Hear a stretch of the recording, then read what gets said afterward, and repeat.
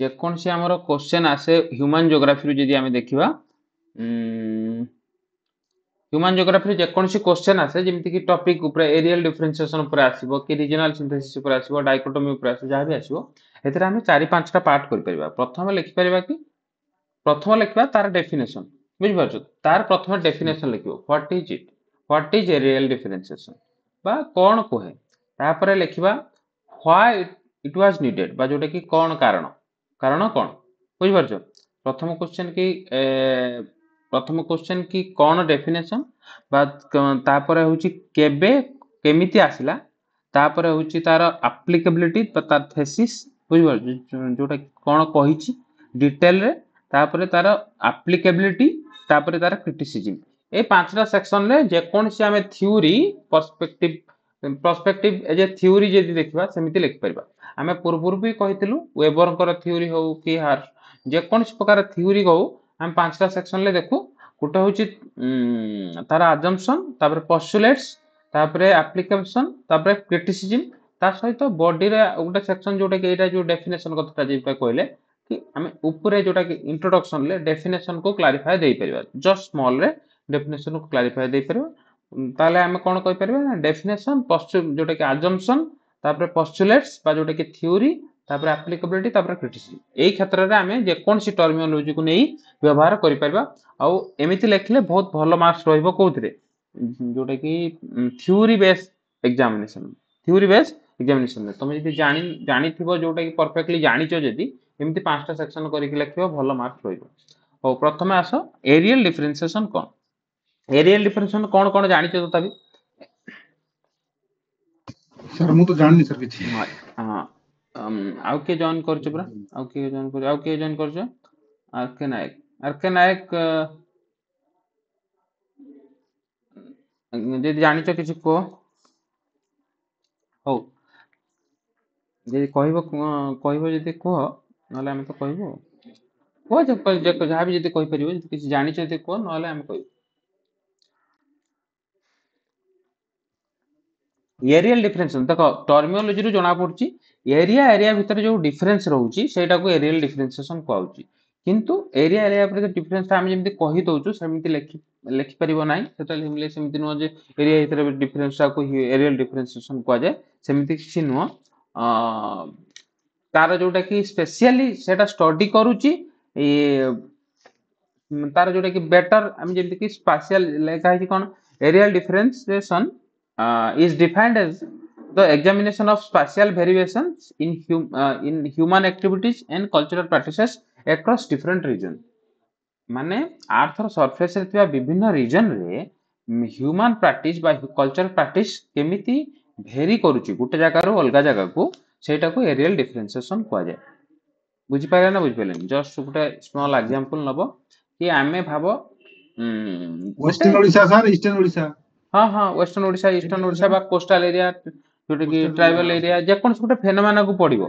केमिति कोन रहउचंती धर आमे गुटे जदि बण जंगल कथा कहबो बण जंगल पाखापाखी एरिया रे जेमिति लोक रहउचंती सिमिलरली कोन रहउचंती कि हमर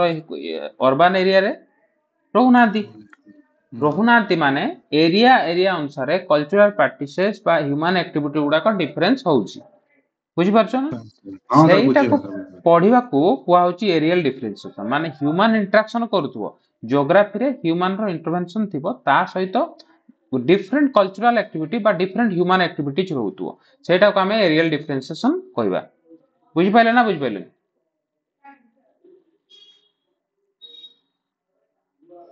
बुझी पाइले ना आउ टिके क्लैरिटी दवा। हेलो ମୁଁ ବୁଝି ପାରିଲି ସାର୍। हाँ आउ के जोटे कि आउ के आरके जदि कहबो किछि पचारि पारो सेकेंड कथा आमे कहबा ता परडा होची रीजनल सिंथेसिस यदि हां एटारे आमे देखा एरियल डिफरेंस काहे की दरकार बा कोन दरकार देखो गुटे आमे जति जियोग्राफी देखुछु एटा पोस्टुलेशन बा जोटा आमे अजम्पशन रे कहि परिबा कि कोन कोन अजम्पशन होई परिबो अजम्पशन ले निया जाय कोन कोन इशू होतो कोन ह्यूमन को निया जाय एज ए मेजर जोटा कि प्रोपागेटर जोटा कि जे कि एक्टिविटी गुडा करूची बा ह्यूमन रो बेनिफिट दरकार से अनुसार निया जाय अजम्पशन ले लिखि परिबो ଆମେ ତ ଦେଇଛୁ ଆଜମ୍ପସନ୍ ଯୋଉଠି ପୁରା ପରଫେକ୍ଟଲି ନାହିଁ ସେଠି ଲେଖିପାରିବ ଆମେ ହ୍ୟୁମାନ ନେଚରକୁ ଭଲ ଭାବରେ ବୁଝିଲେ ଆମେ ତାକୁ ବେଟର ସ୍ପେସକୁ ଭଲ ଭାବରେ ୟୁଟିଲାଇଜେସନ କରିପାରିବା ବୁଝିପାରୁଛ ଆମେ ନିଜର ଆକ୍ଟିଭିଟି ଗୁଡାକୁ ଭଲ ଭାବରେ କଣ୍ଟ୍ରୋଲ କରିପାରିବା ସେଇଟା ହଉଛି ତାର ଆଜମ୍ପସନ ରହିବ ତାପରେ ଆମେ କହିଲେ ଯେମିତି ପସ୍ଟୁଲେସନ ଆପରେ କେମିତି କହିପାରିବା କି କିଏ କିଏ କରିଥିଲେ ଯୋଉଟା କି ମେଜର ପ୍ରୋପାଗେଟର ଯିଏ ଥିଲେ ଥିଲେ କି ରିଚାର୍ଡ ହାର୍ଷ୍ଟୁନ ଯିଏ କି ଟର୍ମିଓଲୋଜିଟା ବି ଦେଇଥିଲେ କି ଏରିଆ ଏରିଆ ଭିତରେ ଡିଫରେନ୍ସଟାକୁ ପଢିବା ପାଇଁ ତା ସହିତ ଅଲଗା ଅଲଗା ଭିତରେ ଆଉ ଜଣେ ରହୁଛନ୍ତି ହେଟନର ଦିଟା ଜୋଗ୍ରାଫର ଯୋଉଟା କି କୁହାହଉଛି ହେଟନର ଆଉ ହାର୍ଷ୍ଟୁନ ଯିଏ କି ଏଇ କଥାଟାକୁ ସେ ଭଲ ଭାବରେ ବୁଝେଇଥିଲେ କି ସେମାନେ ଗୋଟେ ଗୋଟେ ରିଜନ ଭିତରେ କେମିତି ରିଲେସନ ହଉଛି ବା କଣ କଣ ରିଲେସନ ଇଣ୍ଟର ରିଲେସନ କଥାଟା କହୁଛନ୍ତି କେମିତି କଣ କଣ ଭେରିଏବୁଲ ରହିଛି ସେଗୁଡାକ କଥା କହୁଛନ୍ତି କୋଉ ଏରିଆ କେମିତି ମାନେ ଗୋଟେ ଫେନୋମେନାକୁ ଯେମିତି ଆମେ କହିବା ବଜାର ବଜାର ଅର୍ବାନ ଏରିଆରେ ଡିଫରେଣ୍ଟ ରୁରାଲ ଏରିଆରେ ଡିଫରେଣ୍ଟ ଡିଫରେଣ୍ଟ ନା ଡିଫରେଣ୍ଟ ନୁହଁ ଡିଫରେଣ୍ଟ डिफरेंट हाँ सर ହଁ କେମିତି ସେ ମାନେ ସେ ପ୍ରୋସେସଟା ଡିଫରେଣ୍ଟ ଗୋଟେ ଏରିଆକୁ ଆମେ କହୁଛେ କେମିତି ଡିଫରେଣ୍ଟ ସେଇ ଜିନିଷଟାକୁ ସେ ଭଲ ଭାବରେ ବୁଝେଇଥାଏ ହ୍ୟୁମାନ ଏରିଆଲ ଡିଫରେନ୍ସିଏସନ ଅନୁସାରେ ମାନେ ଗୋଟେ ଫେନୋମେନାକୁ ଦେଖିବା ଯଦି ଏରିଆ ୱାଇଜ ସେଇଟାକୁ ଏରିଆଲ ଡିଫରେନ୍ସିଏସନ କହିପାରିବା ବୁଝିପାରିଲେ ନା ବୁଝିପାରିଲେ ଏଇଟା ହଉଛି ଯୋଉଟା କି हाँ ତାର हाँ ଆମେ सर କନକ୍ଲୁଜନ ଦଉଛୁ ଗୋଟେ ଗୋଟେ ସ୍ପେସକୁ ଆମେ ଦେଖିବା ହ୍ୟୁମାନର ଆକ୍ଟିଭିଟି ହ୍ୟୁମାନର କଲଚରକୁ ଦେଖିବା ଏକ୍ରସ୍ ରିଜନ ଡିଫରେଣ୍ଟ ଡିଫରେଣ୍ଟ ରିଜନରେ ଦେଖିବୁ ଯଦି ତାର ଡିଫରେଣ୍ଟ ଡିଫରେଣ୍ଟ କ୍ୟାରେକ୍ଟରିଷ୍ଟିକ ଥାଏ ତ ସେଥିପାଇଁ ଡିଫରେନ୍ସିଏସନ କରିହବ ମାନେ ଏଠି ଯେମିତି ହ୍ୟୁମାନ ଆକ୍ଟିଭିଟି କରୁଛନ୍ତି ତାର ଅଲଗା ଜାଗାରେ ଅଲଗା ଡିଫରେନ୍ସ ଅଲଗା ଆକ୍ଟିଭିଟି ଗୁଡାକ ରନ୍ ହଉଛି because of the special variation age well age geography ବୁଝିପାରୁଛ हाँ हाँ सर ସେକେଣ୍ଡ ହଉଛି ରିଜନାଲ ସିନ୍ଥେସିସ୍ ଟର୍ମିଓଲୋଜିଟାକୁ ଆମେ ଟିକେ ଟିକେ ଆଇଡେଣ୍ଟିଟି କରିଦେବା ଟର୍ମିଓଲୋଜିଟାକୁ କ୍ଲାରିଟି ଦେଇଦେବା ତାପରେ ଆମେ ଟର୍ମିଓଲୋଜିଟା ଆକ୍ଚୁଆଲି ବୁଝିପାରୁଛ ଏଇ ଜିନିଷଟା ହଉଛି ଯୋଉଟା କି ଆମେ ଯଦି ଆମେ କହିବା ଟର୍ମିଓଲୋଜି ଆମେ ଯଦି ଜାଣିଛ ନା हाँ सर ये ଗୋଟେ ପାରା टर्म ତ टा जान ଲେଖିଦବ देले हे जीवो सर ଗୋଟେ ପାରା टर्म टा जान ଲେଖିଦବ देले ହିଁ ଲେଖିଦବ କେମିତି ଲେଖିବ ମୁଁ ସର୍ଟକଟ ବି କହିବି କେମିତି ଯଦି ଗୋଟେ ଟର୍ମିଓଲୋଜିଟା ଜାଣିଛ କେମିତି ଲେଖିପାରିବ ଯେକୌଣସି ହ୍ୟୁମାନ ଜିଓଗ୍ରାଫିର ଯୋଉଟା ପର୍ସପେକ୍ଟିଭ କନସେପ୍ଟଟା ଜଷ୍ଟ କ୍ଲାରିଟି ଦେଇଦବା ପ୍ରଥମେ ଟର୍ମିଓଲୋଜି ଗୁଡା କରିଦବା ତାପରେ ଆଡନ ଗୁଡା କହିବ କେମିତି ଲେଖିପାରିବ ରିଜନାଲ ସିନ୍ଥେସିସ୍ ରିଜନ ଗୁଡା କେମିତି ଗଠନ ହେଇଛି ବୁଝିପାରୁଛ କଣ କଣ ଫ୍ୟାକ୍ଟରକୁ ନେଇକି ଗୋଟେ ରିଜନ ଗଠନ ହେଇଛି ବୁଝିପାରୁଛ ଗୋଟେ ରିଜନାଲ ସିନ୍ଥେସିସ୍ ଜଷ୍ଟ ସେ କହୁଛି କୋଉ କୋଉ ଜିଓଗ୍ରାଫିକାଲ ଫ୍ୟାକ୍ଟର୍ସ ଗୁଡାକ ନେଇକି ଗୋଟେ ରିଜନ ଗଠନ ହେଇଛି ସେଇଟାକୁ ଯଦି ଆମେ ଷ୍ଟଡି କରିବା ସେଇଟାକୁ ରିଜନାଲ ସିନ୍ଥେସିସ୍ କୁହାଯାଉଛି ବୁଝିପାରୁଛ ସେ କହୁଛି କଣ हाँ ନା ଇଣ୍ଟିଗ୍ରେଟ୍ସ ଯୋଉଟା ରିଜନାଲ ସିନ୍ଥେସିସ୍ ଯୋଉଟା କି is defined age the integration of various geographical factors like various geographical factors ମାନେ କୋଉ geographical factors ଯୋଉ factors पानी ଗୁଡାକ पर्वत human led factor ଗୁଡାକ ନା କି physical factor ବୁଝିପାରୁଛ ନା ବୁଝିପାରୁନି सर human हाँ सर हाँ ଯେହେତୁ ଏଟା human geography କଥା କହୁଛି human ର କଣ କଣ factor ନେଇପାରିବ सर କଣ ହେଇପାରିବ ह्यूमन रो सर हबो ଯେମିତି କି मार्केटिंग ଦେଖ ଫିଜିଓ କଲଚର ଥିବ ବୁଝିପାରୁଛ कल्चर कल्चर କଲଚର हाँ ଥିବ सर ସୋସିଓ ଇକୋନୋମିକ ଥିବ ବା ଜିଓ ପଲିଟିକାଲ ଥିବ ଯେକୌଣସି ଗୋଟେ ଗୋଟେ ଆକ୍ଟିଭିଟିକୁ ଆମେ ଯଦି ଦେଖିବା ଗୋଟେ ରିଜନର କେମିତି ଗଠନ ହଉଛି କଣ କଣ ନେଇକି ଗଠନ ହେଇଛି ସେଇଟାକୁ ଆମେ ରିଜନାଲ ସିନ୍ଥେସିସ୍ କହିପାରିବା ବୁଝିପାରୁଛ ନା ବୁଝିପାରୁନି ଗୋଟେ हाँ सर ରିଜନରେ କୋଉ କୋଉ ଆକ୍ଟିଭିଟି ହଉଛି ଯେମିତି ଆମେ କହିବା ଗୋଟେ ବଜାରରେ ମେଜର ଆକ୍ଟିଭିଟି କଣ କମର୍ସ ବୁଝିପାରୁଛ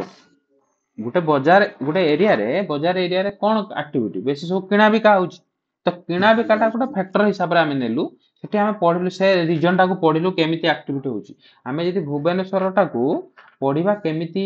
ବନା ଯାଇଛି ବା କେମିତି ତାକୁ ବ୍ୟବହାର କରିବା ଯାଇପାରିବ ସେଟା କେମିତି ପଢିବ ମାନେ ଆମେ ଦେଖିବୁ ଆମେ ତାର ଫ୍ୟାକ୍ଟର ଗୁଡାକ ଜିଓଗ୍ରାଫିକାଲ ଫ୍ୟାକ୍ଟର ଦେଖିବୁ କୋଉ କୋଉ ଲୋକ ରହିଛନ୍ତି ତାଙ୍କର କିଣାର ତାଙ୍କର କେତେ କ୍ଷମତା ଅଛି କେମିତି ସେ ଇଣ୍ଟରାକ୍ଟ କରୁଛନ୍ତି ମାର୍କେଟ ସହ କଣ କିଣୁଛନ୍ତି ତାଙ୍କର କଣ ଫ୍ୟାସିଲିଟି ଦରକାର ତାଙ୍କର ଷ୍ଟାଟସ କଣ ଏମିତି ଦେଖିବୁ ନା ସେଇ हाँ ସେମିତି ଯୋଉ ବୁଝାଯିବ ଗୋଟେ ରିଜନକୁ ଦେଖିବୁ ଆମେ ଯଦି ପର୍ଟିକୁଲାର କୌଣସି ସେକ୍ସନକୁ ଯାଇକି ଦେଖିବୁ ଆମେ ଯଦି ଦେଖିବୁ କଣ ଅଛି ତମ ସହରରେ ଦେଖ କି ଯେକୌଣସି ସହରରେ ଦେଖିବ ବା ସହର ବା ଗୋଟେ ଲୋକାଲ ଏରିଆକୁ ଦେଖିବ ତାକୁ କେମିତି ପଢିବ କେମିତି ଲୋକ ରହୁଛନ୍ତି କୋଉ ଲୋକ ରହୁଛନ୍ତି ଆମେ ଯଦି ତାର ପଲିଟିକାଲ ନେଚର ଦେଖିବୁ ପଲିଟିକାଲ ଲୋକ ରହୁଛନ୍ତି କି ପଲିଟିକାଲ ନେଚର ଏଗ୍ରିକଲଚରାଲ ଲୋକ ରହୁଛନ୍ତି ବୁଝିପାରୁଛ ମାନେ ଦେଖିବୁ ତାର ହ୍ୟୁମାନ ପର୍ସପେକ୍ଟିଭ ଟା ଦେଖିବୁ କି କେମିତି କୋଉ ଲୋକ ରହୁଛନ୍ତି ତାଙ୍କର ଆକ୍ଟିଭିଟି କଣ ସେମିତି ଦେଖି ଯଦି ଦେଖିବୁ ତାର ଭିତରେ ଇଣ୍ଟିଗ୍ରେସନ ଟାକୁ ଦେଖିବୁ କି ଯେହେତୁ ସେମାନେ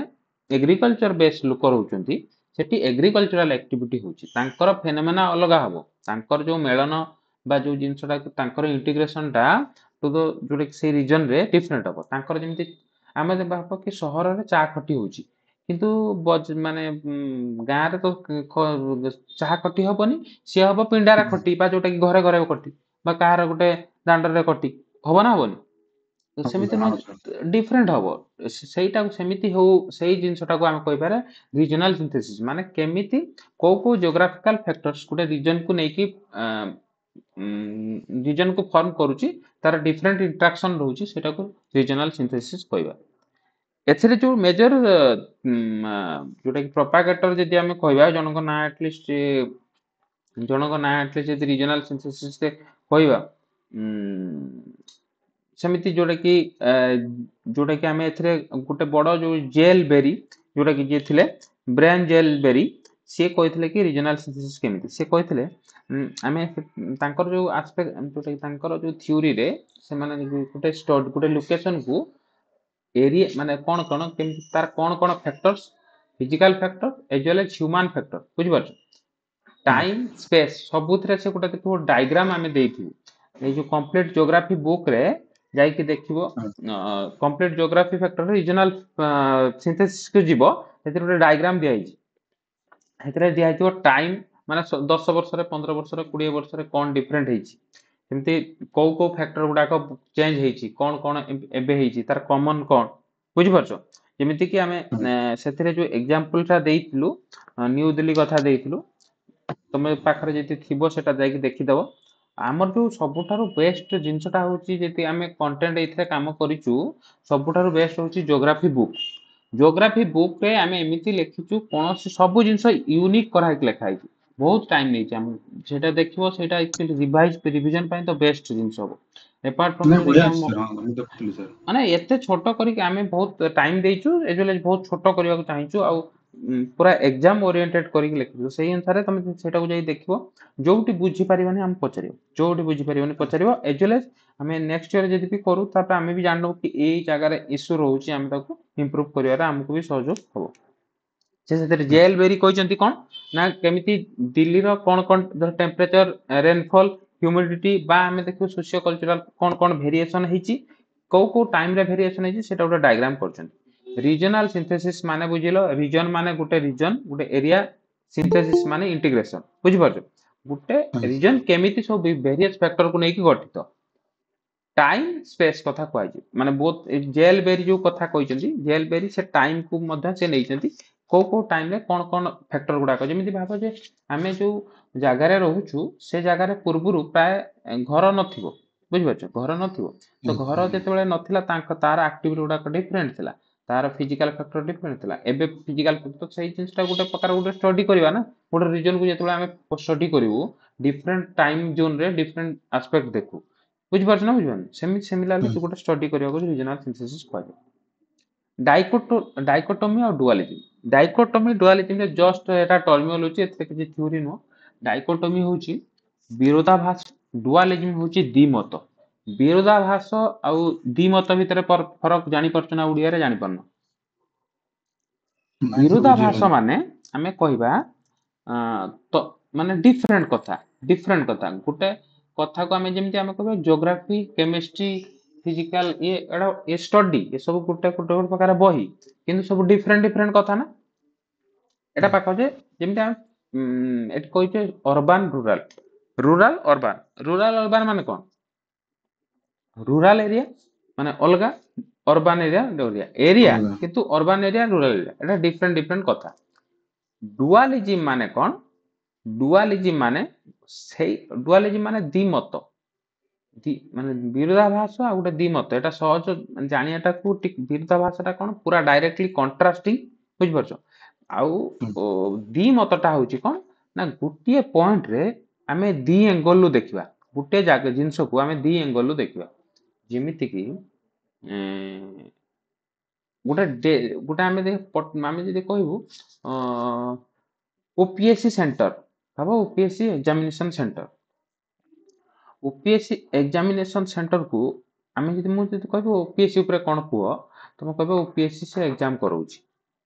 ऑब्जेक्टिव करि परिबो एजुले सब्जेक्ट भी करि परिबो ना करि परिबोनी तबे ओपीएससी କହିବ गोटे ହଁ ସାର୍ ହଁ इंस्टीट्यूशन जोटा कि ये करूची एटा करूची तो एथिरे कोन रखला ना दुई दी मत रखि देलो मु तुमको जो कथरा कहली एटा विरोधाभास नुह माने सेम पॉइंट हेई पारे किंतु डिफरेंट पर्सपेक्टिव रे कहलो बुझ पारछ ना बुझ ହଁ पारलनी डुअलिज्म ହଁ होची जो ହଁ ସାର୍ ହଁ कांसेप्ट माने दी मत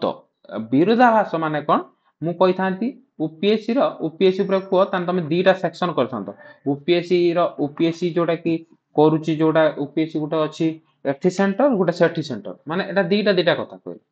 बुझि पारछ कहि थांतो ସାର୍ एससी ସାର୍ ହଁ ओपीएससी खाली ओपीएससी एग्जाम करूची एसएससी खाली एसएससी एग्जाम करूची सेटा दीटा डिफरेंट कथा किंतु डुअलिज्म होची कोन ना गुटे कथा को दीटा एस्पेक्ट रे कहया कथा बुझि पाइलो ना बुझि पाइलो ସାର୍ ହଁ ସାର୍ ହଁ ସେମିତି एनवायरमेंटलिज्म माने कहूची कोन ना एनवायरनमेंट डिसाइड करे जहाँ सब एक्टिविटी होची एनवायरमेंट रो निजरो एनवायरमेंट डिसाइड करे जहाँ सब एक्टिविटी होची जेमिति कि आमे जदी कहिबा एनवायरमेंटलिज्म कोन ना गोटे होची से फोकस करची नेचुरल एनवायरमेंट जोटा कि एनवायरमेंटलिज्म आ गोटे होची कोन पॉसिबिलिज्म जो कांसेप्टटा अछि सेतरे एठी मेंशन हे नै एनवायरमेंटलिज्म पॉसिबिलिज्म आमे देई सेतरे ज्योग्राफी रे बुक रे एनवायरमेंट से कहूची कोन ना एनवायरमेंट रो कोर फिलोसफी गोटे अछि एनवायरमेंट ही डिसाइड करे कि ए जो डिटरमिनिज्म कथा कहूची एनवायरमेंटिज्म अलगा एनवायरमेंट डिटरमिनिज्म अलगा पॉसिबिलिज्म अलगा एथरे मेंशन हे नै खाली टर्मिनोलॉजी मेंशन हेची कोन एनवायरमेंटलिज्म बुझि पारछ ना दुईटा खाली ହଁ मेंशन ସାର୍ हेची आमे एथरे कहूची तीनटा टर्म गोटे एनवायरमेंटलिज्म माने एनवायरमेंट को प्रमोट करिबा बुझि पारछ एनवायरमेंट को प्रमोट करिबा एनवायरमेंट को कोर फैक्टर बा जो मेन थीम हिसाब रे देखिबा को एनवायरमेंटलिज्म कह जाउची किंतु एनवायरमेंटलिज्म रे दीटा एस्पेक्ट गोटे होची एनवायरमेंटल डिटरमिनिज्म गोटे पॉसिबिलिज्म एटा को जे डिवाइड करबा दीटा सेक्शन हबो बुझि पारछ गोटे होची एनवायरमेंट डिटरमिनिज्म गोटे होची डिटरमिनिज्म भाबो डिटरमिनिज्म माने होची एनवायरमेंट ही डिसाइड करे आमे कोन करिवु करिवु नाही जेमिति हमर ओडिसा रे लोक माने टिके साबन थांती कारण कोन एनवायरमेंट ना आर्टिक ର ଲୋକ ପୁରା ଗୋରା ଥାନ୍ତି ବୁଝିପାରୁଛ ନା ବୁଝିପାରୁନ କାହିଁକି ଟେମ୍ପରେଚର ଡିଫରେନ୍ସ ହଁ ସାର୍ ହଁ ବହୁତ ସେଇଟା ହଉଛି କଥା ବେଶୀ କଥା ଏନଭାୟରମେଣ୍ଟ ହିଁ ଡିସାଇଡ୍ କରିବ ସେମିତି ଖାଇବା କତରୁ ପିଇବା କତରୁ ପାଖାପାଖି ଏନଭାୟରମେଣ୍ଟ ଡିସାଇଡ୍ କରେ ନା କରେ ନାହିଁ ସେଇଟା ହଉଛି ହଁ ଡିଟରମିନିଜମ ସାର୍ ଏନଭାୟରମେଣ୍ଟ ହିଁ ଡିସାଇଡ୍ କରେ ଆମେ କଣ କରିବୁ ନା କରିବୁନି ଯଦି ଆମେ ତାର ଅପୋଜିଟ ରେ ଦେଖିବୁ ପସିବିଲିଜିମ ପସିବିଲିଜିମ କଣ ନା ଏନଭାୟରମେଣ୍ଟ କୁ ହ୍ୟୁମାନ ଚେଞ୍ଜ କରିପାରିବ ଏ କଥାଟା ବୁଝିପାରିଲ ନା ଏନଭାୟରମେଣ୍ଟ କୁ ହ୍ୟୁମାନ ଚେଞ୍ଜ କରିପାରିବ କାରଣ ହ୍ୟୁମାନ ର ଇଣ୍ଟରଭେନସନ ଅଛି ହ୍ୟୁମାନ ମେସିନ ଖୋଲିଛନ୍ତି ହ୍ୟୁମାନ ବହୁତ ଟେକ୍ନୋଲୋଜି କଲେଣି ବୁଝିପାରୁଛ ଯେମିତି ଆମେ କହିବୁ ଯୋଉ ଏରିଆରେ ହଁ ସାର୍ ଆଗରୁ ହଳ ହଉନଥିଲା ଏବେ ହଳ ହେଇଯାଉଛି ଇଜିରେ ସେଠି ପାଣି ହଁ ମଡେଇ ସାର୍ ଦଉଛନ୍ତି କାହିଁକି କଣ ହ୍ୟୁମାନ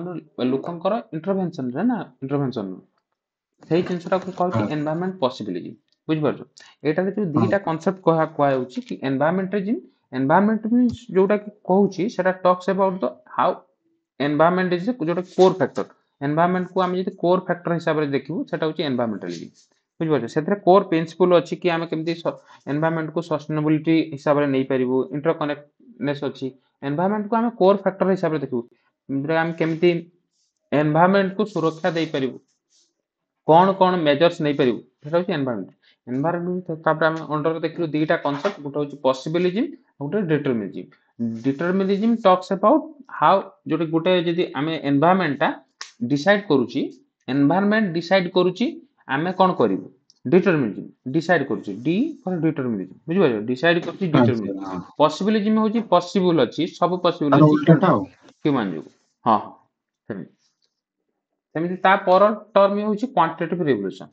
ଏଇ ସବୁ ଜିନିଷ ଗୁଡାକ ଯଦି ଟାଇମ ଫ୍ରେମ ରେ ଦେଖିବ ଏଟା ହେଉଛି ପ୍ରି କଲୋନିଆଲିଜିମ ପୂର୍ବ ଠାରୁ ମାନେ ଯୋଉଟା କି 1950 ଯୁଦ୍ଧ ହବା ଯାଏ ବୁଝିପାରୁଛ ଯୁଦ୍ଧ ହବା ଯାଏ ମାନେ ୱାର୍ଲଡ ୱାର 2 ପର୍ଯ୍ୟନ୍ତ ୱାର୍ଲଡ ୱାର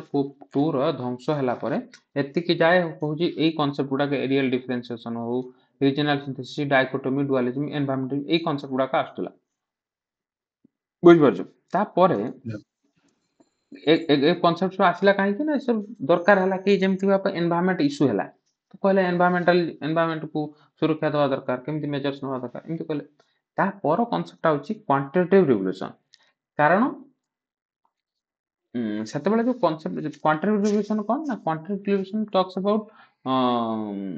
କେମିତି ଜିଓଗ୍ରାଫିକୁ ଏଜ ଏ ସବଜେକ୍ଟ ଆମେ ପ୍ରୋଜେକ୍ଟ କରିପାରିବୁ। ଜିଓଗ୍ରାଫି ପୂର୍ବରୁ ବହୁତ ଫିଲୋସଫିକାଲ କଥା କହୁଥିଲା, ଯେମିତି ଏରିଆ ଏରିଆ ଭିତରେ ଡିଫରେନ୍ସ ଯୋଉ କଥା ଆମେ ପଢିଲୁ ସବୁ ସବୁ ମତ ଥିଲା, ବୁଝିପାରୁଛୁ, ସବୁ ମତ ଥିଲା। ଏସବୁ ଏରିଆଲ ଡିଫରେନ୍ସିଏସନ, ରିଜନାଲ ଏଥିରେ କିଛି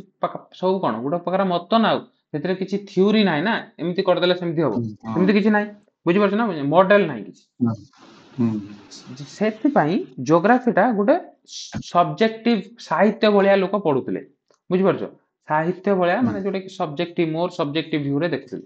ସେଥିପାଇଁ କଣ କରାହେଲା ନା କ୍ୱାଣ୍ଟିଟେଟିଭ ରିଭଲ୍ୟୁସନ ଗୋଟେ କରାହେଲା। କ୍ୱାଣ୍ଟିଟେଟିଭ ରିଭଲ୍ୟୁସନରେ କଣ କରାହେଲା ନା, ଯେତେ ସବୁ କ୍ୱାଣ୍ଟିଟେଟିଭ ଆପ୍ରୋଚ ମାନେ ମଡେଲ୍ସ ଥିଓରି ଗୁଡାକୁ ଇନପୁଟ କରାହେଲା, ଗୋଟେ ଜିଓଗ୍ରାଫିକୁ ନିଆହେଲା। କାରଣ ଜିଓଗ୍ରାଫି ଯେ ସବଜେକ୍ଟ ବନିବ ଯଦି କହିଲେ ଏଟା ଡାଇରେକ୍ଟଲି ଗୋଟେ ଷ୍ଟଡି ହିସାବରେ ନିଆଯାଉ, ମାନେ ସାଇନ୍ସ ସବଜେକ୍ଟ ହିସାବରେ ନିଆଯାଉ, ନା କି ଫିଲୋସଫିକାଲ ସବଜେକ୍ଟ, ବୁଝିପାରୁଛ। ଏଇଟା ଜିଓଗ୍ରାଫର ମାନଙ୍କର ଯୋଉ ଚିନ୍ତାଧାରା ଥିଲା, ସେତେବେଳେ ଯୋଉ ଜିଓଗ୍ରାଫର ଯୋଉମାନେ ଥିଲେ ସେମାନେ କଣ କଲେ ନା, ଜିଓଗ୍ରାଫିକୁ ଏଜ ଏ ସବଜେକ୍ଟ ବନେଇବା ପାଇଁ, ମାନେ ବହୁତ ଆଡେ ସେତେବେଳେ ଯୋଉ ଯୁଦ୍ଧ ପରେ ପରେ ବହୁତ ଆଡେ ସବୁ ଇସ୍ୟୁ ଘଟୁଥିଲା, ଇସ୍ୟୁ ସବୁ ହଉଥିଲା। ତ ଇସ୍ୟୁ 1960s ରେ କ୍ୱାଣ୍ଟିଟେଟିଭ ରିଭଲ୍ୟୁସନ କଥାଟା ହେଇଛି। ଏଇ 60s ରେ ସେ କହିଲେ କି ଜିଓଗ୍ରାଫି କି ଏଜ ଏ ସବଜେକ୍ଟ ରଖିବା ନା ରଖିବାନି, ନା ଜିଓଗ୍ରାଫି ଅଲଗା ସବଜେକ୍ଟ ଅଣ୍ଡରରେ ରହିବ, ବୁଝିପାରୁଛ। ଏ ଯେ ପେପର ଯେମିତି କି ଏବେ ଭାବ, ଏବେ ହୋମ ସାଇନ୍ସ ଅଛି, କାହିଁକି ହୋମ ସାଇନ୍ସ ବାହାରିଲା ନା, ହୋମ ସାଇନ୍ସ ସବୁ ହୋମ ରିଲେଟେଡ ଇସ୍ୟୁ ଗୁଡାକୁ ହୋମ ସାଇନ୍ସ ବେଟର ସହଯୋଗ କରୁଛି। ସେମିତି ଦେଖିବ ନୂଆ ନୂଆ ସବଜେକ୍ଟ ଗୁଡାକ ବାହାରୁଛି, ଆଗକୁ ବାହାରୁଛି ନା ବାହାରୁନି, ଅଲଗା ଅଲଗା ଦେଖ, ଯେମିତି ଭାବ ନେକ୍ସଟ କେବେ ବାହାରିପାରେ କି କେମିତି ବଣ୍ଡଲ, ମାନେ ତମେ ଯାହା ଦେଖୁଥିବ, ଯେମିତି ଭାବ ଯେ ଚାଲିବା ଉପରେ ଗୋଟେ ବାହାରିପାରେ, ଗୋଟେ ସବଜେକ୍ଟ ବି ବାହାରିପାରେ, ବୁଝିପାରୁଛ, କେମିତି ଭଲ ଭାବରେ ଚାଲିବ।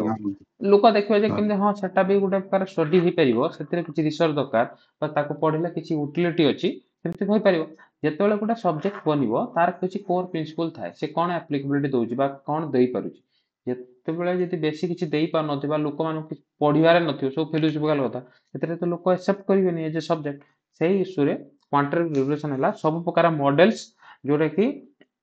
ସବୁ ପ୍ରକାର ମଡେଲ୍ସ ବା ଯୋଉଟା କି ଥିଓରି ଗୁଡାକୁ ସେ ସିଫ୍ଟ କରାହେଲା। ସେ କହିଲେ ନା ବହୁତ ଫିଲୋସଫିକାଲ ହେଇଗଲା, ଏବେ ଅବଜେକ୍ଟିଭ ହବା ଦରକାର, ବୁଝିପାରୁଛ। ଯୋଉଟା କି ସେ ସବୁ ସେଥିପାଇଁ କ୍ୱାଣ୍ଟିଟେଟିଭ ରିଭଲ୍ୟୁସନ ଇଜ ଡିଫାଇନ୍ଡ ଏଜ କୋଉଟା କି, ଯୋଉଟା କି ଡିଫାଇନ୍ କରେ କଣ ନା, applicability of statistical methods and models to analyze spatial data। ଗୋଟେ ସ୍ପେସ୍ କୁ ପଢିବା ପାଇଁ, ଡାଟା ପଢିବା ପାଇଁ ବିଭିନ୍ନ ପ୍ରକାର ମଡେଲ୍ସ ବା ମେଥଡ କୁ ୟୁଜ କରିବା ହିଁ କ୍ୱାଣ୍ଟିଟେଟିଭ ରିଭଲ୍ୟୁସନ, ବୁଝିପାରୁଛ ନା ବୁଝିପାରୁନ। କ୍ୱାଣ୍ଟିଟେଟିଭ ରିଭଲ୍ୟୁସନ ହିଁ କଣ ନା, ଗୋଟେ ଷ୍ଟାଟିଷ୍ଟିକାଲ ମଡେଲ ବା ଯୋଉଟା ମେଥଡ କୁ ବ୍ୟବହାର କରି ଗୋଟେ ସ୍ପେସ୍ କୁ ପଢିବା ହିଁ କ୍ୱାଣ୍ଟିଟେଟିଭ ରିଭଲ୍ୟୁସନ। ଟର୍ମିଓଲୋଜି ପାଇଗଲ। ସେମ୍ ହଉଛି ଲୋକେସନାଲ ଆନାଲିସିସ୍। କ୍ୱାଣ୍ଟିଟେଟିଭ ରିଭଲ୍ୟୁସନର ଗୋଟେ କମ୍ପୋନେଣ୍ଟ ହଉଛି, ତା ପର ଯୋଉ ଟର୍ମଟା ଅଛି ଲୋକେସନାଲ ଆନାଲିସିସ୍। ଲୋକେସନାଲ ଆନାଲିସିସ୍ କଣ ନା, ଗୋଟେ ଲୋକେସନକୁ ପର୍ଟିକୁଲାର ଗୋଟେ ଲୋକେସନକୁ ପଢିବା ସ୍ପେଶିଆଲ ଡାଟା ବା ମେଥଡ ୟୁଜ କରିକି, ମେଥଡ ଷ୍ଟାଟିଷ୍ଟିକାଲ ଡାଟା ୟୁଜ କରିକି ଗୋଟେ ଲୋକେସନକୁ ପଢିବା ହଉଛି ଲୋକେସନାଲ ଆନାଲିସିସ୍, ବୁଝିପାରୁଛ। ଦିଟା ଟର୍ମିଓଲୋଜି, କିନ୍ତୁ କ୍ୱାଣ୍ଟିଟେଟିଭ ରିଭଲ୍ୟୁସନ ଗୋଟେ ରେଗୁଲାର ହିସାବରେ ଆସୁଛି, କାହିଁକି ନା ଏଟା ଥିଓରି ହେଇପାରିବ, ଏଥିରେ ବହୁତ ପ୍ରକାର ଜିନିଷ ଅଛି। ଆମେ ସେଥିପାଇଁ କ୍ୱାଣ୍ଟିଟେଟିଭ ରିଭଲ୍ୟୁସନକୁ ଆଟଲିଷ୍ଟ 100-2 ଥର ପଚାରିଛୁ କ୍ୱେଶ୍ଚନରେ। ଏଇଥର କ୍ୱାଣ୍ଟିଟେଟିଭ ରିଭଲ୍ୟୁସନ, ଏରିଆଲ ଡିଫରେନ୍ସିଏସନ, ସେମିତି ବିହେଭିୟରାଲ ବା ରେଡିକାଲ ଆପ୍ରୋଚ ଏଇ ବର୍ଷର କ୍ୱେଶ୍ଚନ ଆସିପାରେ। ଏରିଆଲ କ୍ୱାଣ୍ଟିଟେଟିଭ ରିଭଲ୍ୟୁସନ ଏଗୁଡ଼ା ଆସିପାରେ, ତ ସେଗୁଡା ଟିକେ ଦେଖିଦବ। ୱେଲଫେୟାର ଆପ୍ରୋଚଟା ଆସିଥିଲା ସାର୍ ନିଜର କ୍ଲାସରେ। ହଁ ଗତ ହଁ, ଆରଥର ବର୍ଷ ଆଇଲେ ପଡିଥିଲା। ହଁ ସାର୍, ହଁ ୱେଲଫେୟାର ଆସିଥିଲା। ହ୍ୟୁମାନ ଡେଭଲପମେଣ୍ଟ ଇଣ୍ଡିକେଟର ଡିଫରେଣ୍ଟ କନସେପ୍ଟରେ ଆସେ ସବୁଥର। ହ୍ୟୁମାନ ଡେଭଲପମେଣ୍ଟ ଯେମିତି ଏସଡିଆଇ ଡାଇରେକ୍ଟଲି ଆସେ, ସେମିତି ପୋଭର୍ଟି ଇଣ୍ଡିକେଟର୍ସ ଆସେ, ସେମିତି ଏସଡିଜି ପ୍ରିନ୍ସିପଲ ଅନୁସାରେ ଆସେ, ବୁଝିପାରିଲେ। ବିଭିନ୍ନ କନସେପ୍ଟରେ ହ୍ୟୁମାନ ଡେଭଲପମେଣ୍ଟ ଇଣ୍ଡିକେଟର୍ସ ଆସିପାରିବ, ଯୋଉଟା କି ଲାଷ୍ଟ କନସେପ୍ଟ। ହଉ, ଏଇଟା ଆମେ କହିଦେଉଛୁ। କ୍ୱାଣ୍ଟିଟେଟିଭ ରିଭଲ୍ୟୁସନ କଣ ଜାଣିଲ, ଲୋକେସନାଲ। ଏଇ ଟର୍ମିଓଲୋଜି ଯେହେତୁ ଜାଣିଲ, ଆକୁ ଟିକେ ବେଶୀ ପଢିବ, କାହିଁକିନା ଲୋକେସନାଲ ଆନାଲିସିସ୍ ବହୁତ ବଡ କନସେପ୍ଟ, କ୍ୱାଣ୍ଟିଟେଟିଭ ରିଭଲ୍ୟୁସନ ଗୋଟେ ବଡ କନସେପ୍ଟ। ଏଇଟା ଯୋଉଟା କି ଜଷ୍ଟ ବୁଝେଇ ଦଉଛି କି ଯେତେବେଳେ ଷ୍ଟାଟିଷ୍ଟିକାଲ ମେଥଡ ବା ମଡେଲ୍ସ ଗୁଡାକୁ ଆମେ ୟୁଜ କରି ଗୋଟେ ଲୋକେସନ କୁ ପଢିବା, ସେଟାକୁ କଣ କୁହାଯିବ, ଗୋଟେ ଲୋକେସନ କୁ ପଢିବା, ସେଟା କୁହାଯିବ କଣ ନା ଲୋକେସନାଲ ଆନାଲିସିସ୍। ଯେତେବେଳେ ସେଇ ଷ୍ଟାଟିଷ୍ଟିକାଲ ଆଉ ମେଥଡ ଗୁଡାକୁ ଜୋଗ୍ରାଫିରେ ଇନପୁଟ କରାହେଲା, ହ୍ୟୁମାନ ଜୋଗ୍ରାଫିରେ ଇନପୁଟ କରାହେଲା, ସେଇଟା କୁହାହେଲା କ୍ୱାଣ୍ଟିଟେଟିଭ ରିଭଲ୍ୟୁସନ। ଗୋଟେ ରିଭଲ୍ୟୁସନ ହେଲା ନା, ଗୋଟେ ରିଭଲ୍ୟୁସନ ହେଲା ଜୋଗ୍ରାଫିରେ କ୍ୱାଣ୍ଟିଟେଟିଭ ମେଥଡ ଗୁଡାକୁ ୟୁଜ କରାହେଲା। କ୍ୱାଣ୍ଟିଟେଟିଭ ଲେଖା ହେଇଛି ମାନେ କଣ, ଷ୍ଟାଟିଷ୍ଟିକାଲ ମାନେ କ୍ୱାଲିଟେଟିଭ ନୁହଁ, ଏସବୁ ଥିଲା କ୍ୱାଲିଟେଟିଭ। ପୂର୍ବରୁ ଆମେ ମାନେ ବେଶୀ କଣ ଜିନିଷ ଗୁଡାକୁ ପଢୁଥିଲୁ ବହୁତ ଫିଲୋସଫିକାଲ ବା କ୍ୱାଲିଟେଟିଭ। ଏବେ ଆମେ କହିଲୁ କଣ କ୍ୱାଣ୍ଟିଟେଟିଭ କିଛି ଜିନିଷ ନେବା ଦରକାର, ଯୋଉଟା କି ମେଥଡସ ମଡେଲ। ବୁଝିପାରୁଛ? ଏଇଟା 1960s ର କଥା, ଏଇ ଯୋଉ କ୍ୱାଣ୍ଟିଟେଟିଭ ରିଭଲ୍ୟୁସନ 1960 70, ଯୋଉଥିରେ କି ମେନ୍ ଯୋଉଟା କି ଯିଏ ଥିଲେ କି ଜେଏଲ ବେରି, ରିଚାର୍ଡ ଚର୍ଲେ ହଉ କି ଅଲଗା ଯୋଉଟା କି ଜୋଗ୍ରାଫର, ଯେତେବେଳେ ବି ଯାହା ସବୁ ଜୋଗ୍ରାଫର ଥିଲେ ସେ କ୍ୱାଣ୍ଟିଟେଟିଭ ରିଭଲ୍ୟୁସନର ଯେକୌଣସି ଥିଓରି କହିଦବ, ୱେବର ହଉ କି ୱେବର ହଉ କି ଯେକୌଣସି ଆମେ ସବୁ ଥିଓରି ପଢୁଛୁ, ଯେତେ ସବୁ ଥିଓରି ପାଖାପାଖି ଭାବିବା ଯେ କ୍ୱାଣ୍ଟିଟେଟିଭ ରିଭଲ୍ୟୁସନ ସମୟରେ ହିଁ ଅଣାହେଲା। ଗୋଟେ ରିଜନକୁ ଆମେ ଭଲ ଭାବରେ ପଢିଲୁ, ସେ ରିଜନରେ ବିଭିନ୍ନ ପ୍ରକାର ମେଥଡସ୍ ମଡେଲ ଗୁଡାକ ଆଣିଲୁ। ବୁଝିପାରୁଛ? ଆମେ ଯଦି ଏକ୍ସାମ୍ପଲ୍ସରେ କହିପାରିବୁ, ଯୋଉଟା କି ଜେଏଲ ବେରି କଥା କହିପାରିବୁ, ଯୋଉଟା କି ରିଜନାଲ ସିନ୍ଥେସିସ୍ କରିଥିଲେ। ଚୋର୍ଲେଙ୍କର ରିଫର୍ମସ କଥା କହିପାରିବୁ। ସିମିଲାରଲି ଲୋକେସନାଲ ଆନାଲିସିସ୍ ସମୟରେ ଆମେ ଜୋଗ୍ରାଫର ହିସାବରେ ୱେବର ହଉ, ଭନ୍ତୁନେନ୍ ହଉ, ହାଗେଟ ହଉ, ବଞ୍ଚ ହଉ, ଏମାନଙ୍କର ଥିଓରି ଗୁଡାକ ଆମେ ଆଡପ୍ଟସନ କରିଥିଲେ। ବୁଝିପାରୁଛ? ତା ପର 1960s ପର ଇସ୍ୟୁରେ କଣ ହେଲା ନା, ସେତେବେଳେ ସବୁ ଯୁଦ୍ଧ ଚାଲିଥିଲା। ଏ ତ ଯୁଦ୍ଧ ଗଲା ପରେ ପରେ ୱାର୍ଲଡ ୱାର 2 ପରେ ପରେ ଏଇ ସବୁ କଥା ହେଇଥିଲା କ୍ୱାଣ୍ଟିଟେଟିଭ ରିଭଲ୍ୟୁସନ 60s ରେ। କିନ୍ତୁ ସେଇ 60s ସମୟରେ ବି କଣ ହେଲା ନା, ଭିଏତନାମ ୱାର, ସିଭିଲ ୱାର ସବୁ ହେଲା। ମେଜର ୱାର ପରେ ହେଲା ପରେ ପରେ ଜାଣିଥିବ କି ସିଭିଲ ୱାର ହେଲା। ବୁଝିପାରୁଛ ନା? ସବୁ ମାନେ ୱାର୍ଲଡ ୱାର 2 ହେଲା ପରେ ପରେ କଣ ହେଇଥିଲା ନା, ସିଭିଲ ୱାର। ସିଭିଲ ୱାର ଆଉ ଏ ୱାର ଭିତରେ ଡିଫରେନ୍ସ କଣ ନା, ଏ ୱାରରେ କଣ ଲୋକ ମାନେ ଯୁଦ୍ଧ କରୁଥିଲେ ଏରିଆ ପାଇଁ। ସିଭିଲ ୱାରରେ କଣ ଲୋକଙ୍କର ସବୁ ଇସ୍ୟୁ ହେଲା। ଲୋକମାନେ କିଏ ଖାଇତେ ପାଉନାହାନ୍ତି, ଗୋଟେ ରିଜନ, ଯେମିତି ଏବେ ସୁଦାନ କଣ ଲୋକମାନେ ହିଁ ଖାଇପାରୁନାହାନ୍ତି, ତାଙ୍କ ପାଖରେ ଏରିଆ ଅଛି, ସବୁ ଅଛି, କିନ୍ତୁ ଲୋକମାନେ ଖାଇ ପାଉନାହାନ୍ତି। ଲୋକମାନଙ୍କର ଏଟା ଫୁଲଫିଲମେଣ୍ଟ ରହୁନି, ଲୋକ କ୍ୱାଲିଟି ଲାଇଫ ବଞ୍ଚି ପାରୁନାହାନ୍ତି। ସେଇଥିପାଇଁ ଜୋଗ୍ରାଫିରେ ଆଡନ କରାହେଲା ରେଡିକାଲ ଜୋଗ୍ରାଫି। କହିଲେ ଏସବୁ ମେଥଡସ୍ ମଡେଲ ସବୁ ବ୍ୟବହାର କରି କଣ ଲାଭ, ଯେତେବେଳେ ଲୋକ ହିଁ ବେନିଫିଟ ପାଉନାହାନ୍ତି। ବୁଝିପାରୁଛ? ଏତେଟା ହେଇଥିଲା ଲୋକେସନାଲ ରେଡିକାଲ ଆନାଲିସିସ କଣ କରାହେଲା ନା, ଏମିତି କଣ କରାଯିବ ନା, ଯେମିତି ଲୋକମାନେ ରେଡିକାଲ ଆପ୍ରୋଚ ନିଆହେଲା। ବୁଝିପାରୁଛ? ଯୋଉଥିରେ କୁହାହେଲା କଣ, ହ୍ୟୁମାନ କୁ ଆମେ ଫୋକସ କରିବା, ନା କି ମେଥଡସ୍ କୁ। ବୁଝିପାରୁଛ? ଏଇ ଯୋଉ ଚାରିଟା କନସେପ୍ଟ, ରେଡିକାଲ, ବିହେଭିୟରାଲ, ହ୍ୟୁମାନ ଆଉ ୱେଲଫେୟାର, ଏଇ ଆପ୍ରୋଚ ଗୁଡାକୁ ଏଇ ପୋଷ୍ଟ କ୍ୱାଣ୍ଟିଟେଟିଭ ରିଭଲ୍ୟୁସନରେ ଆଡପ୍ସନ କରାହେଲା। ରେଡିକାଲ ଆପ୍ରୋଚ କଣ କହୁଛି ନା, ଆମେ ରେଡିକାଲ ଆପ୍ରୋଚ ବା ବିହେଭିୟରାଲ ଆପ୍ରୋଚ, ହ୍ୟୁମାନ ଆପ୍ରୋଚରେ ସବୁଥିରେ ସେ ସବୁ ହ୍ୟୁମାନ କମ୍ପୋନେଣ୍ଟକୁ ଆଡନ କରିଛନ୍ତି। ହ୍ୟୁମାନ କମ୍ପୋନେଣ୍ଟ ତ ପୂର୍ବରୁ ବି ଥିଲା, ଏବେ ହ୍ୟୁମାନ କନସେପ୍ଟ କଣ କହିଲା ନା, କହିଲେ କି ରେଡିକାଲ ଆପ୍ରୋଚ। ଆମେ ଯଦି କହିପାରିବା ପ୍ରଥମଟା ହଉଛି ରେଡିକାଲ ଆପ୍ରୋଚ। ରେଡିକାଲ ଆପ୍ରୋଚ କଣ ଥିଲା ନା, ସିଏ କହିଲା ହ୍ୟୁମାନ ଯୋଉ ଭିଏତନାମ ୱାର କଥାଟା କହିଲେ କି ଲୋକମାନେ ଖାଇବା ଦରକାର, ପିଇବା ଦରକାର, housing, fair play, opportunity, education, ଏଗୁଡାକ ଫୋକସ କରିବା ଦରକାର, ନା କି ଆମେ ମେଥଡସ୍। ଥିଓରିଟିକାଲ ଆପ୍ରୋଚ ଯୋଉ ପ୍ରଥମେ ଥିଲା କି ଆମେ ମଡେଲ୍ସ ଗୁଡାକ ବ୍ୟବହାର କରି ଗୋଟେ ବଡ ନବା। ମାର୍କସ ୱେବର ସେତେବେଳେ ଯୋଉ ମେଜର ପ୍ରୋପାଗେଟର ଥିଲେ ନା, Marx Weber, Karl Marx. Weber କଥା ଅଲଗା କଥା। ଦେଖ ସେତେବେଳେ ଯୋଉ ମେଥଡସ୍ ଆମେ ଯୋଉ କ୍ୱାଣ୍ଟିଟେଟିଭ ରିଭଲ୍ୟୁସନ ବିଭିନ୍ନ ପ୍ରକାର ୱେବରଙ୍କର ମେଥଡ, ଭନ୍ତୁନେନ୍ ମେଥଡ କଣ ୟୁଜ କରି କଣ ଲାଭ ପାଇଲୁ? ଲାଭ ପାଇଲୁ କେମିତି ଗୋଟେ ଇଣ୍ଡଷ୍ଟ୍ରି ଗ୍ରୋଥ କରିପାରିବ। ଇଣ୍ଡଷ୍ଟ୍ରି ଗ୍ରୋଥ କଲେ କଣ ଲାଭ? ଇଣ୍ଡଷ୍ଟ୍ରି ଗ୍ରୋଥ କଲେ ଯୋଉଟା କି ଇଣ୍ଡଷ୍ଟ୍ରି ଗ୍ରୋଥ କଲେ କଣ, ଗୋଟେ ଇକୋନୋମି ବେନିଫିଟ ପାଇଲା, ବା ଗୋଟେ କ୍ୟାପିଟାଲିଷ୍ଟିକ ପର୍ସନ ବା ରିଚ୍ ପର୍ସନ ଆହୁରି ରିଚ୍ ହେଇଗଲା। କିନ୍ତୁ କମନ ଲୋକ ପାଇଲେ କି? ପାଇଲେ ନାହିଁ। ସେଇଥିପାଇଁ ରେଡିକାଲ ଆପ୍ରୋଚର କଣ କୁହାହେଲା ନା, ସମସ୍ତଙ୍କୁ ଲୋକମାନଙ୍କୁ ସବୁ ବେନିଫିଟ ଦେବା ଦରକାର। ବେନିଫିଟରେ ଯୋଉଥିରେ କି ଫୋକସ କଲେ କଣ, ଲୋକମାନେ ଖାଇବା ପିଇବା ଦରକାର, ରହିବା ଦରକାର, ତାଙ୍କୁ ରାଇଟ୍ସ ଦରକାର। ବୁଝିପାରୁଛ? ଏଇ କଥାଟାକୁ କୁହାହେଲା। ଏଇ କଥାଟାକୁ ଯୋଉ କୁହାଗଲା, ସେଥିରେ ଯୋଉଟା ତାଙ୍କର ମେନ୍ ଫୋକସ ଥିଲେ, ଯୋଉଟା ମେନ୍ ପ୍ରୋପାଗେଟର ଥିଲେ, ସେ ଥିଲେ ମାର୍କସ। ବୁଝିପାରୁଛ? ସେମିତି ବିହେଭିୟରାଲ ଜୋଗ୍ରାଫି, ଏ କଥାଟା ବୁଝିପାରିଲ ନା ବୁଝିପାରିଲ? ରେଡିକାଲ ଜୋଗ୍ରାଫି କଣ? ବୁଝିଲି ସାର୍। ବିହେଭିୟରକୁ ପଢିବାଟାକୁ କୋଉଟା ଆସିଲେ କି, ବିହେଭିୟରକୁ ପଢିବାକୁ ଦି ଜଣ ବିହେଭିୟରକୁ ପଢିବାକୁ ଆମେ ଯେମିତି ବିହେଭିୟର କୁ ଆମେ ଯଦି ପଢିବା ତାହେଲେ ଆମେ ଯୋଉଟା କି ଆମେ ଯେମିତି ମାର୍କ୍ସଙ୍କର ଭ୍ୟୁ ଦେଖିଲୁ କି ବିହେଭିୟର ରେଡିକାଲ ଆପ୍ରୋଚ ରେ ସେ କହିଲେ କଣ ନା ଲୋକମାନେ ବେଶୀ ଆମର କ୍ୟାପିଟାଲିଷ୍ଟିକ କଲେ ବା ଆମର ଯଦି ଗ୍ରୋଥ କରିବା ଇଣ୍ଡଷ୍ଟ୍ରି ଗ୍ରୋଥ କରିବା ବା କୌଣସି ରିଜନକୁ ଗ୍ରୋଥ କଲେ ଆମର କିଛି ସେମିତି ବେଶୀ ବେନିଫିଟ ଲୋକମାନେ ପାଉନାହାନ୍ତି।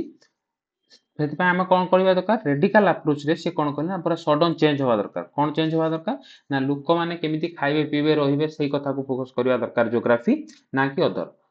ଏଇଥିରେ ରେଡିକାଲ ଜୋଗ୍ରାଫିରେ ଆମେ ସେଥିପାଇଁ କଣ ଆପ୍ରୋଚ କୋଉ କାହାଙ୍କର ଆପ୍ରୋଚ ରେଡିକାଲ ଆପ୍ରୋଚରେ ଆମେ କହିଥାଉ କି ମାର୍କ୍ସଙ୍କର ଆପ୍ରୋଚରେ କହିଥାଉ। ସେମିତି ସିମିଲାରଲି ନେକ୍ସଟ କନସେପ୍ଟ ହଉଛି ବିହେଭିୟର। ସେ କହୁଛି ବିହେଭିୟରାଲ ଆପ୍ରୋଚରେ କଣ କୁହାଯାଏ ନା ହ୍ୟୁମାନର ବିହେଭିୟରକୁ ଆମେ ପଢିଥାଉ କି ହ୍ୟୁମାନ କେମିତି ଆକ୍ସନ ନଉଛି ବା ତାଙ୍କର ଆଇଡିଆ କଣ ତାର ଡିଫରେଣ୍ଟ ଆପ୍ରୋଚ କଣ ରହୁଛି। ଯେମିତି ଆମେ କହିବା ପ୍ରଥମେ ଆମେ ଯେମିତି ଦେଖିଲୁ ରେଡିକାଲ ଆପ୍ରୋଚରେ ଆମେ ଦେଖିଲୁ କଣ ଲୋକମାନେ କେମିତି ଖାଇବା ପିଇବା କଥାଟାକୁ ସମାଧାନ କରିବା ପାଇଁ ରେଡିକାଲ ଆପ୍ରୋଚ ଆଇଲା। ବିହେଭିୟରାଲ ଆପ୍ରୋଚରେ କଣ କୁହାହେଲା ନା ଲୋକମାନଙ୍କର ବିହେଭିୟର ଅନୁସାରେ ଗୋଟେ ସ୍ପେସକୁ କେମିତି ବେଟର ମ୍ୟାନେଜମେଣ୍ଟ କରିପାରିବା। ବିହେଭିୟର ମାନେ କଣ ମାନେ ଯେମିତି ଭାବ ସେ ଗୋଟେ ଲୋକେସନରେ ରହୁଛନ୍ତି ତାଙ୍କର ଯେମିତି ଖାଇବା ପିଇବା ତ କରିଦେଲେ ସେ ଚାହୁଁଛନ୍ତି କି ଗୋଟେ ଜାଗାରେ ଖେଳିବା ପାଇଁ ପ୍ଲେଗ୍ରାଉଣ୍ଡ ରହିବା ଦରକାର ନା ପ୍ଲେଗ୍ରାଉଣ୍ଡରେ ରହିବା ଦରକାର। ସେ ଯୋଉ ପ୍ଲାନିଂ ହବା ଦରକାର କି ପ୍ଲେଗ୍ରାଉଣ୍ଡ ରହିବ କି ଆମର ଗୋଟେ ହସ୍ପିଟାଲ ରହିବ ପାଖାପାଖି ଭିସିନିଟିରେ ହସ୍ପିଟାଲ ରହିବା ଦରକାର ସ୍କୁଲ ରହିବା ଦରକାର। ଦୂରରେ ପାଖାପାଖି ଡମ୍ପିଂ ଗ୍ରାଉଣ୍ଡ ହେଲେ ବେଟର ବୁଝିପାରୁଛ। ୱେଷ୍ଟ ଡମ୍ପିଂ ଗ୍ରାଉଣ୍ଡ ଦୂରରେ ହେଲେ ଭଲ ନା ପାଖରେ ହେଲେ ହବ ସେଟଲମେଣ୍ଟ ପାଖରେ ହେଲେ ଭଲ। କଣ ପାଖରେ ହେଲେ ଭଲ ସାର୍। ନା ଡମ୍ପିଂ ଗ୍ରାଉଣ୍ଡ ଟା ସବୁବେଳେ ଦୂରରେ ହବ ନା ହ୍ୟୁମାନ ଡମ୍ପିଂ ୱେଷ୍ଟ ଦୂରରେ ସାର୍। ହଁ ସାର୍। ପାଖରେ କେମିତି ହବ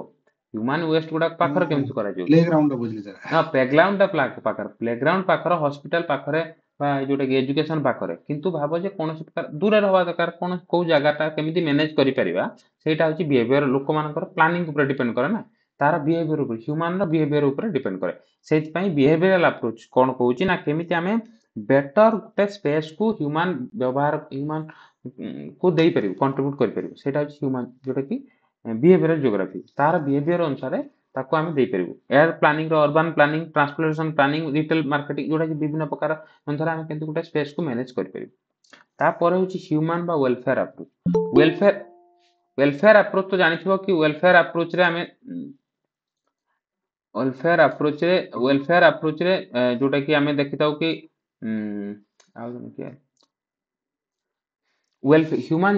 ହ୍ୟୁମାନ ଆପ୍ରୋଚ ଆଉ ଗୋଟେ welfare approach. Welfare approach last year question ଥିଲା। ୱେଲଫେୟାର ଆପ୍ରୋଚରେ ଆମେ ଯୋଉ କନସେପ୍ଟ କହୁ କି ହୁ ଗେଟ୍ସ ହ୍ୱେୟାର ଯୋଉଟା କି ସେଇ କନସେପ୍ଟ ଆଉ କିଏ କେତେ ପାଇଲା କେତେବେଳେ ପାଇଲା କେମିତି ପାଇଲା ଏଇ କନସେପ୍ଟରେ ଆମେ ୱେଲଫେୟାର ଜିଓଗ୍ରାଫିରେ କଥାଟା କହୁଛୁ। ହ୍ୟୁମାନ ଯୋଉଟା କି ଆର୍ଥର ଯେହେତୁ ପଚାରିଛି ୱେଲଫେୟାର ଜିଓଗ୍ରାଫି ଏଥର ୱେଲଫେୟାର ଜିଓଗ୍ରାଫିକୁ ବେଶୀ ଧ୍ୟାନ ଦେବା ଦରକାର ନାହିଁ। ଯୋଉଟା କି ଆମେ ଯୋଉ ଆଉ ତିନିଟା ଯୋଉ କନସେପ୍ଟ ଯୋଉଟା କି ପ୍ରଥମେ କହିଲୁ କଣ ରେଡିକାଲ ବିହେଭିୟରାଲ ତାପରେ ଏବେ ହ୍ୟୁମାନ ହ୍ୟୁମାନିଷ୍ଟିକ ଆପ୍ରୋଚରେ କହିବୁ କଣ ନା ଜିଓଗ୍ରାଫିକୁ ହ୍ୟୁମାନିଷ୍ଟିକ ଆପ୍ରୋଚ ଦେବା ଦରକାର। ଜିଓଗ୍ରାଫିକୁ ହ୍ୟୁମାନିଷ୍ଟିକ ଆପ୍ରୋଚ ଦେବା ଦରକାର ରେଦର ଦେନ ଯୋଉଟା କି ଆମେ ମଡେଲ ବା ଷ୍ଟାଟିଷ୍ଟିକ୍ସ ଯୋଉ ପ୍ରିଭିୟସଲି ଆମେ ଦେଖୁଥିଲୁ କି ବେଶୀ ପଜିଟିଭିଟି ହେଇଥିଲା ବେଶୀ ମଡେଲ ବା ମେଥଡ ଗୁଡାକ ୟୁଟିଲାଇଜ କରିକି ଆମେ କଣ ଗୋଟେ କ୍ୟାପିଟାଲିଷ୍ଟିକ ୱେରେ ଦେଖୁଥିଲୁ ସେଟାକୁ ନ ଦେଖିକି ହ୍ୟୁମାନିଷ୍ଟିକ ଦେଖିବୁ ହ୍ୟୁମାନିଷ୍ଟିକ ୱେରେ ଦେଖିବୁ। ହ୍ୟୁମାନିଷ୍ଟିକ ୱେ ମାନେ ହ୍ୟୁମାନ ର ଆୱାରନେସକୁ କେମିତି ବଢେଇବୁ ଲୋକମାନଙ୍କର ବେନିଫିଟଟା କେମିତି ଲୋକମାନଙ୍କ ପାଖରେ ପହଞ୍ଚିବ ହ୍ୟୁମାନକୁ ମେନ୍ ଫ୍ୟାକ୍ଟର ହିସାବରେ ଦେଖିବୁ ହ୍ୟୁମାନକୁ ଏଜ ଏ ମେଜର ପ୍ରୋପାଗେଟର ହିସାବରେ ଦେଖିବୁ ସେଇ କନସିୟସନେସଟାକୁ ଆମେ କହିବୁ ଯଦି ସେଇଟା ହଉଛି ହ୍ୟୁମାନ ଜିଓଗ୍ରାଫି। ଏଇଟା ହଉଛି କ୍ରିଟିକାଲ ରିଭଲ୍ୟୁସନର ଅପୋଜିଟଟା ଯୋଉଟା କି ଆମେ କ୍ୱାଣ୍ଟିଟେଟିଭ ରିଭଲ୍ୟୁସନର ଅପୋଜିଟ ଭ୍ୟୁଟା ବୁଝିପାରୁଛ ନା ଯେମିତି ଆମେ ରେଡିକାଲ ଭ୍ୟୁଟା କଥା ଯେମିତି କହିଲୁ ସେଇଟା ହଉଛି ଅପୋଜିଟ ଭ୍ୟୁ ମାନେ ହ୍ୟୁମାନକୁ ବେଶୀ ଫୋକସ କରିବୁ ରେଦର ଦେନ ମଡେଲ୍ସ ବା ଷ୍ଟାଟିଷ୍ଟିକ୍ସ ବୁଝିପାରୁଛ। ସାର୍ ଡିଫରେନ୍ସ କଣ ସାର୍ ରେଡିକାଲ ଆଉ ଆମର ହ୍ୟୁମାନିଷ୍ଟିକ ଡିଫରେନ୍ସ କଣ ହବ ସାର୍? ରେଡିକାଲ ହଉଛି ସଡନ ଚେଞ୍ଜ କରିବ ରେଡିକାଲ ମାନେ ରେଡିକାଲ ଆମେ ଯୋଉ କହୁ ରେଡିକାଲ ବହୁତ ହେଇଗଲା ମାନେ କଣ ସଡନଲି ଚେଞ୍ଜ ହେଇଗଲା ସେଇଟାକୁ ଆମେ ରେଡିକାଲ କହିଦଉଛୁ। ସେଇ ରେଡିକାଲର ଅଂଶ ହିସାବରେ ଆମେ ଦେଖୁ କି ବହୁ ଜଣଙ୍କର ମତ ରହିଲା ରେଡିକାଲ ଆପ୍ରୋଚ ମାନେ ସେ ସଡନ ଚେଞ୍ଜ କରିବାକୁ ଚାହିଁଲେ ସେଥିରେ ଭ୍ୟୁ ଥିଲା କାର୍ଲ ମାର୍କ୍ସଙ୍କର ଭ୍ୟୁ ଥିଲା ରେଡିକାଲ। ହ୍ୟୁମାନ ଯୋଉଟା ହ୍ୟୁମାନିଷ୍ଟିକ ଆପ୍ରୋଚରେ ହ୍ୟୁମାନକୁ ମେନ୍ ଫ୍ୟାକ୍ଟର ହିସାବରେ ନିଆଯାଉଛି ବୁଝିପାରୁଛ। ଏଥିରେ ଯୋଉ ପାଖାପାଖି ଯୋଉ ଏଇ ଯୋଉ ମୁଁ କହିଲି କି କ୍ୱାଣ୍ଟିଟେଟିଭ ରିଭଲ୍ୟୁସନ ଆପ୍ରୋଚରେ ସବୁ ଯୋଉ ମଡେଲ୍ସ ଗୁଡାକ ଆଡ ହେଲା ସେଥିରେ କଣ କରାହେଲା ନା ସେଥିରେ ଫୋକସ ରହିଲା କଣ ନା ଆମେ କେମିତି ବେନିଫିଟ୍ କରିବୁ ଜୋଗ୍ରାଫିକୁ ବ୍ୟବହାର କରି କେମିତି ଆମେ ଓଭରଅଲ୍ ବେନିଫିଟ୍ ହେଇପାରିବୁ ଜୋଗ୍ରାଫିକୁ ବ୍ୟବହାର କରି ଆମେ କେମିତି ଓଭରଅଲ୍ ବେନିଫିଟ୍ କରିପାରିବୁ ଯେମିତିକି ୱେବରଙ୍କର ଥିଓରି ବ୍ୟବହାର କଲେ ଆମେ କ'ଣ ବେନିଫିଟ୍ ପାଇଲୁ ନା କେମିତି ଗୋଟେ ଇଣ୍ଡଷ୍ଟ୍ରି ଭଲ ଭାବରେ ହେଇପାରିବ ବହୁତ ପ୍ରଫିଟେବୁଲ୍ ହେଇପାରିବ ତା ଦ୍ୱାରା କ'ଣ ଲାଭ ହବ ତା ଦ୍ୱାରା ଲୋକମାନଙ୍କର ଲାଭ ହବ କିନ୍ତୁ ମୋଷ୍ଟଲି ଗୋଟେ ଲୋକର ଲାଭ ହବ ମାନେ ଯିଏକି ଇନଭେଷ୍ଟ କରିଥିବ କିନ୍ତୁ ଲେବର ମାନଙ୍କର ତ ଲାଭ ହବନି ବା କମ୍ ଲାଭ ହବ ସେଥିପାଇଁ ରେଡିକାଲ ଆପ୍ରୋଚ୍ ହେଲା କି ରେଡିକାଲ ବିହେଭିୟରାଲ ହ୍ୟୁମାନ ଆପ୍ରୋଚ୍ ଯୋଉଟା ୱେଲଫେୟାର ଆପ୍ରୋଚ୍ ହେଲା ସେ କ'ଣ କହିଲେ ନା ସେ ସବୁ କହିଲେ କି ଏ ମେଥଡ୍ସ ଗୁଡାକ ବ୍ୟବହାର କରିକି ଯେଟାକୁ ଜୋଗ୍ରାଫିର ଆପ୍ଲିକେବିଲିଟିଟା କମି ଯାଉଛି ମାନେ ସେ କ'ଣ ରିଏଲ ଆପ୍ଲିକେବିଲିଟି ସେ ସେଥିପାଇଁ କହିଲେ କ'ଣ ରେଡିକାଲି ଚେଞ୍ଜ କରିଦିଅ ସେଥିରେ ଜଣଙ୍କର ଭ୍ୟୁ ଥିଲା ମାର୍କ୍ସଙ୍କର ଭ୍ୟୁ ଥିଲା ମାର୍କ୍ସ ଭ୍ୟୁ କ'ଣ କହିଲେ ନା ଲୋକମାନେ ବେନିଫିଟ୍ ରୁହନ୍ତୁ ସେଇଥିରେ ରେଡିକାଲ ଆପ୍ରୋଚ୍ ସେଇ ରେଡିକାଲ ଆପ୍ରୋଚର ଯୋଉ ଚେଞ୍ଜ କଲେ ସେଥିରେ ଆମେ ହ୍ୟୁମାନକୁ ମେନ୍ ଫ୍ୟାକ୍ଟର ହିସାବରେ ନେଲୁ সেটা তো ডিফরেন্ট এইটা হচ্ছে হ্যুমান জিওগ্রাফি কথাটা কইলু কোন হ্যুমান কু মেন সেন্টার হিসাবে নেলু হ্যুমান কু মেন যেটা কি অ্যাক্টর হিসাবে নেলু মেন এটা যে চারটা যে আমি এতে আপ্রোচ বি লিখি দেইছু এতে জস্ট আমি যদি তার ডেফিনেশন গুড়াক দেখিবু রেডিকাল আপ্রোচটা কোন করে না সোশিয়াল ইনইক্ୱାଲିଟିଟାକୁ এড্রেস করিয়াকু পাওয়ার ডাইনামিক্স কু চেঞ্জ করিয়াকু ফোকস করতেলা রেডিকাল জিওগ্রাফি ଯୋଉଥିରେ କି ଆମେ ଦେଖିଲୁ କି ଯୋଉ କ୍ୟାପିଟାଲିଷ୍ଟିକ ୱେରେ ୱେବରଙ୍କର ଯୋଉ ଥିଓରି ଗୁଡାକ ବ୍ୟବହାର ହେଲା କି ଅଲଗା ସବୁ ବ୍ୟବହାର ହେଲା କିଛି ଲୋକ ବେନିଫିଟ ପାଇଲେ ସୋସିଆଲ ଇନଇକ୍ୱାଲିଟି ବଢିଗଲା ସେଥିପାଇଁ ସେ ରେଡିକାଲି ଚେଞ୍ଜ କରିବାକୁ ଚାହିଁଲେ ବୁଝିପାରୁଛ ନା ବୁଝିପାରୁନି କିନ୍ତୁ ହ୍ୟୁମାନ ଆପ୍ରୋଚରେ ହ୍ୟୁମାନ କଲଚର ବା ଯୋଉଟା କି ହ୍ୟୁମାନ ଏକ୍ସପିରିଏନ୍ସ କୁ କେମିତି ବେଟର କରାଯାଇ ପାରିବ ସେଇଟାକୁ ଫୋକସ କରାଗଲା ସେଥିରେ ଆମେ ହ୍ୟୁମାନକୁ ମେନ୍ ଫ୍ୟାକ୍ଟର ହ୍ୟୁମାନକୁ ମେନ୍ ଫ୍ୟାକ୍ଟର ହିସାବରେ ନେଲୁ ଏଠି ଇନଇକ୍ୱାଲିଟି କଥାକୁ ମେନ୍ ଷ୍ଟଡି କରୁଥିଲୁ ଏଠି ହ୍ୟୁମାନ ଏକ୍ସପିରିଏନ୍ସକୁ କେମିତି ବେଟର କରାଯାଇ ପାରିବ ସେଇଟା ହଉଛି ତାର ଫୋକସ ରହିଲା ହ୍ୟୁମାନ ଆପ୍ରୋଚରେ ସେମିତି ବିହେଭିୟରାଲ ଆପ୍ରୋଚରେ ହ୍ୟୁମାନର ବିହେଭିୟର ଅନୁସାରେ କେମିତି କ'ଣ ତାର ଦରକାର ସେଇ ଅନୁସାରେ ଗୋଟେ ଲୋକେସନକୁ କେମିତି ବେଟର ବ୍ୟବହାର କରାଯାଇ ପାରିବ ସେଇଟା ହଉଛି ବିହେଭିୟରାଲ ଆପ୍ରୋଚ ୱେଲଫେୟାର ଆପ୍ରୋଚରେ ଗୋଟେ ଲୋକ କେମିତି ୱେଲଫେୟାର ପାଇପାରିବ କ'ଣ ପାଇପାରିବ କେମିତି ପାଇପାରିବ କ'ଣ ପାଇପାରିବ କୋଉ ମାଧ୍ୟମରେ ପାଇପାରିବ କ'ଣ ପାଇପାରିବ ସେଇ କଥାଟାକୁ କୁହାହଉଛି ୱେଲଫେୟାର ଜିଓଗ୍ରାଫି ଯୋଉ ଡିଏମ୍ ସ୍ପିଥଙ୍କର ଯୋଉ ଥିଓରି ଥିଲା ସେଇ କନସେପ୍ଟରେ ସେ ଚାରିଟା ଫୋକସ କରିଥିଲେ କି ହ୍ୱାଟ ହ୍ୱେର ହାଉ ଆଉ ଗୋଟେ କତି ଆଉ ଗୋଟେ କ'ଣ ହ୍ୱାଟ ହ୍ୱେର ହାଉ ଆଉ ଗୋଟେ କ'ଣ ହୁ ଆଉ ଗୋଟେ ହଉଛି ହୁ କିଏ ପାଇଲା କ'ଣ ପାଇଲା କେମିତି ପାଇଲା କିଏ କ'ଣ ପାଇଲା କ'ଣ ପାଇଲା କେମିତି ପାଇଲା କୋଉଠାରେ ପାଇଲା ସେଇ କନସେପ୍ଟକୁ ଡିଏମ୍ ସ୍ମିଥ୍ କହିଲେ ଯୋଉଟା କି ୱେଲଫେୟାର ସ୍ମିଥ୍ ସବୁ ପାଖାପାଖି ଦେଖ ଯୋଉ ଯେତିକି ସବୁ ଥିଓରି କଥାଟା କୁହାହେଲା ପାଖାପାଖି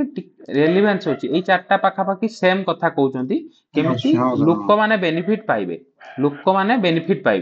ଲୋକମାନେ ବେନିଫିଟ୍ ପାଇବେ କିନ୍ତୁ ଟିକେ ଟିକେ variation radical geography social inequality କମେଇବା କଥା କହୁଛି ବିହେଭିୟରାଲ ଜିଓଗ୍ରାଫି ବିହେଭିୟର ଅନୁସାରେ ଚେଞ୍ଜ କରିବାକୁ କହୁଛି ଗୋଟେ ଲୋକେସନକୁ କେମିତି ବେଟର କରିବ ହ୍ୟୁମାନ ଜିଓଗ୍ରାଫି ହ୍ୟୁମାନ ଆପ୍ରୋଚରେ କହୁଛି ହ୍ୟୁମାନକୁ ମେନ୍ ଫ୍ୟାକ୍ଟର ହିସାବରେ ଦେଖିବା ଦରକାର ହ୍ୟୁମାନର କଲଚର ବା ହ୍ୟୁମାନର ଆକ୍ସନ କେମିତି ବେଟର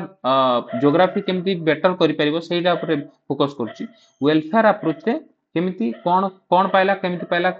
ପାଇପାରିବ ଏଇ କଥାଟାକୁ କୁହାହଉଛି ସିମିଲାରଲି ଆମେ ଯଦି ଦେଖିବୁ କ୍ୱାଣ୍ଟିଟେଟିଭ ରିଭଲ୍ୟୁସନ ଲୋକେସନାଲ ଆନାଲିସିସ୍ କଥା ତାଙ୍କର ଦୁଇ ଜଣଙ୍କର କନସେପ୍ଟ ସେମ୍ କେମିତି ଜିଓଗ୍ରାଫିକୁ ବ୍ୟବହାର କରି ଗୋଟେ ବେନିଫିଟ୍ ଓଭରଅଲ୍ ବେନିଫିଟ୍ ଆମେ ପାଇପାରିବୁ ଓଭରଅଲ୍ ବେନିଫିଟ୍ ମାନେ ଯେମିତିକି ଆମେ କହିଲୁ ୱେବରଙ୍କର ଥିଓରି ବ୍ୟବହାର କରି ଆମେ ଜାଣିପାରିଲୁ କୋଉଠି ଇଣ୍ଡଷ୍ଟ୍ରି ବସେଇଲେ ବହୁତ ଭଲ ବେନିଫିଟ୍ ହେଇପାରିବ ଏଇ କଥାଟା କହୁଛୁ ନା ଯୋଉଟା କି ଆମେ କ୍ୱାଣ୍ଟିଟେଟିଭ ରିଭଲ୍ୟୁସନ କଥାଟା କହିଲୁ ସେଇ କଥାଟା କେମିତି ଲାଭ ତ ହବ କିନ୍ତୁ ମାସକୁ ଲାଭ ହବନି ସେ କ'ଣ ମାନେ ଜିଓଗ୍ରାଫିକୁ ଲାଭ ହେଲା ଇକୋନୋମିକୁ ଲାଭ ହେଲା ସମସ୍ତଙ୍କୁ ଲାଭ ହେଲା କିନ୍ତୁ ଲୋକମାନେ ବେଶୀ ଲାଭ ହେଲେନି ଲୋକମାନେ ଯେହେତୁ ଲାଭ ହେଲେନି ତା ପର ଥିଓରି ଆଇଲା ରେଡିକାଲ ଆପ୍ରୋଚ୍ ବୁଝିପାରୁଛ ନା ବୁଝିପାରୁନ ରିଲେଟେଡ୍ କନସେପ୍ଟ ତା ପୂର୍ବରୁ ସେମିତି କ୍ୱାଣ୍ଟିଟେଟିଭ ରିଭଲ୍ୟୁସନ ଲୋକେସନାଲ ଆନାଲିସିସ୍ ପୂର୍ବରୁ ଚାରିଟା ଥିଓରି ଯୋଉ ଆମେ ଯୋଉ ଏଇ କନସେପ୍ଟଟା କହୁଛୁ ସବୁ ପାଖାପାଖି ଥେସିସ୍ ଉପରେ ମାନେ ବହୁତ ଫିଲୋସଫିକାଲ ସେ କହୁଥିଲେ ଗୋଟେ ଏରିଆକୁ ପଢିବା ଦରକାର ହ୍ୟୁମାନ ନେଚରକୁ ପଢିବା ଦରକାର ତା ଭିତରେ ନେଚର କେମିତି ଗୋଟେ ରିଜନର ଗଠନ କ'ଣ ସୋସିଓ ଇକୋନୋମିକ ଫ୍ୟାକ୍ଟର କ'ଣ ପଲିଟିକାଲ ଫ୍ୟାକ୍ଟରକୁ ନେଇକି ଆସୁଛି ଦ୍ୱିମତ କ'ଣ ବିରୋଧାଭାସ କ'ଣ ଏନଭାରମେଣ୍ଟକୁ କେମିତି ଫୋକସ କରିପାରିବା ଏନଭାରମେଣ୍ଟାଲିଜିମ୍ ନିଟ୍ରମିନିଜିମ୍ ପସିବିଲିଜିମ୍ କଥାଟା କହୁଥିଲେ ଯେହେତୁ ଏଇ ସବୁ ଜିନିଷ ଗୁଡାକ ବହୁତ बहुत कौन हो जाउतला एई चारिटा पांचटा कॉन्सेप्ट कौन बहुत फिलोसफिकल हो जाउतला बहुत सब्जेक्टिव हो जाउतला सेति ताको ऑब्जेक्टिफाई करिया पई क्वांटिटेटिव रिवोल्यूशन अनाला क्वांटिटेटिव रिवोल्यूशन मेथड्स मॉडल्स गुडा को अडॉप्ट कराला लोकेशनल एनालिसिस रे लोकेशन को स्पेशली मॉडल्स मेथड्स द्वारा देखाला similarly radical approach behavioural approach human approach welfare approach मानकरे सब ह्यूमन को मेन फैक्टर हिसाब रे नियाला ह्यूमन केमिति बेटर मैन्युफैक्चर मास कथारा कहला ह्यूमन रो बिहेवियर चेंज हेले चेंज अनुसार कोन ता एस्पिरेशन रहउची कोन ताको दिया जाय परियो सेई कथारा कहला एई चारटा कथा रे ता पर जो दीटा टर्मिनोलॉजी अछि culture of world welfare of ता पूर्व कहि रखे कि एटू एतिक भितरे कोन कार कोन जी डाउट्स अछि काना आ तार दीटा जो डिसीजन एई जो चार दीटा एतरे बेसी किछि नाही एतरे गुडा ब्रॉक वेबकर जो पांचटा डिवीजन अछि जोटा कि आम डिस्कसन भी पूर्व करता हूँ ह्यूमन डेवलपमेंट इंडिकेटर्स जोटा कि केमिति गोटे इंडिकेटर्स गुड़ाक बेनिफिट करुच्ची ह्यूमन डेवलपमेंट कौन कौन इंडिकेटर रोचे ह्यूमन डेवलपमेंट इंडिकेटर्स भी सिमिलरली कथा human development indicators is a quantitative phenomena ता सहित आम गोटे क्वालिटेटिव फिनोमेना भी कथा कहि परिबु जोटा कि क्वालिटी ऑफ लाइफ गोटे कथा कहि परिबु गोटे standard of life is a quantitative phenomena किंतु quality of life is a quality माने जेमि भाबो जे तुम पाखरे पैसा नाही तुम शांति रे अछ किंतु तुमको कह दियो ए ना तुम तो गरीब एटा के ह्यूमन डेवलपमेंट इंडेक्स तो खराब किंतु तुम ओवरऑल भलो अछ बुझि परछ ना बुझि गेलन एटा हाँ तार सर हाँ सर बुझिगली क्रिटिसिज्म एटा सेत पय ओडिसा को जन कहि पारे ओडिसा गोटे गरीब राज्य किंतु भाबो ओडिसा काहे गरीब ओडिसा सेमति गरीब ओडिसा रे बहुत लोक फोकस करंतिनी पैसा ऊपर फोकस करते एबे सब फोकस कलेनी किंतु भाबो माने गोटे भाव जे गोटे बहुत दूर गाँ माने गोटे हिली एरिया जो कि 15टा आदिवासी परिवार अछंती तांकर इकोनॉमी सहित किछि जड़ित नाही सेमाने जंगल रु पानी आनुचंती खाउचंती पिउचंती सुचंती बा तांकर बहुत मिनिमल इंटरेक्शन होची सहर सह ସେମାନେ ଖୁସିରେ ଅଛନ୍ତି କିନ୍ତୁ ଦୂର ଲୋକ ଯିଏ ଯାଉଛି କହୁଛି ହେଇ ତାଙ୍କ ଘର ନାହିଁ ତାଙ୍କର